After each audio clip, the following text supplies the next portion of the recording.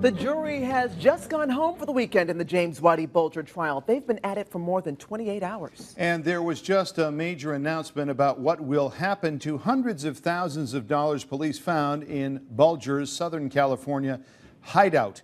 Our Alysha Palumbo is live at the Moakley Federal Courthouse in South Boston. And what a tumultuous week it's been, despite the fact that all we've been doing is waiting. And then to end on this note, wow, Alysha. Yeah, it was something where at the end of the day, there was all this energy in the courtroom. We hadn't gotten word of any sort of question or any sort of verdict or even that the jury needed more time. But we did see U.S. Attorney Carmen Ortiz come into the courtroom, which generally signals that there is a big issue about to be taken up. And it was a pretty big issue at this point. James Bulger deciding to waive his right to have a jury decide on forfeiture.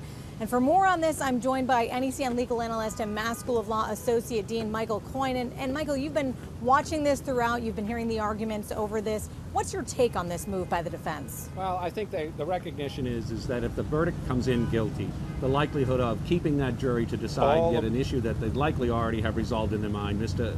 Bulger's guilt. The fact is they trust Judge Casper to do that, to make the same decision as they would the jury.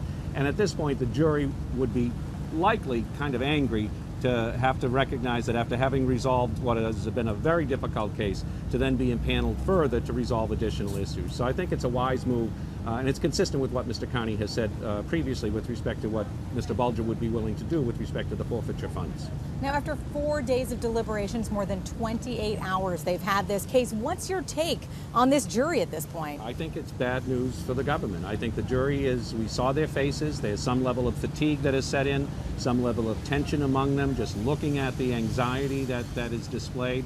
And I think, remember, at the outset, most people thought that this case was a slam dunk for the government. They had a broad sweeping conspiracy. They had 30 years. They have tons of evidence. They have their witnesses that have received favorable deals. The fact is, most people didn't give Mr. Carney and Mr. Brennan a chance in defending one of the most reprehensible men ever to walk the streets of Boston.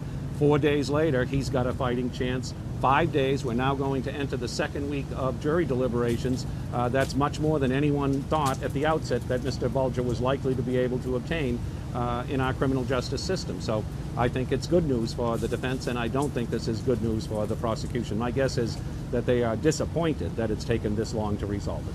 Well, thank you very much for your analysis. Mass School of Law Associate Dean Michael Coyne joining us now, and we will be back again Monday morning at 9 a.m. for more deliberations. Back to you. All right, disappointing for the prosecution. Interesting to hear Michael's take on this. Soon after that jury was sent home for the weekend, the brother of one of Bulger's alleged victims, Steve Davis, brother of Deborah Davis, was speaking to the reporters outside the court. Tells me I've been in this case too long. It tells me I've been traveling the doors of the federal court too long. You know, it's not my job. All right, so that was Steve Davis's reaction to the lack of a verdict. Don't forget, when that jury does come back with a verdict, we will tell you about it live right here on NECN. Of course, continue to follow Alysha's tweets there from the courthouse at NECN.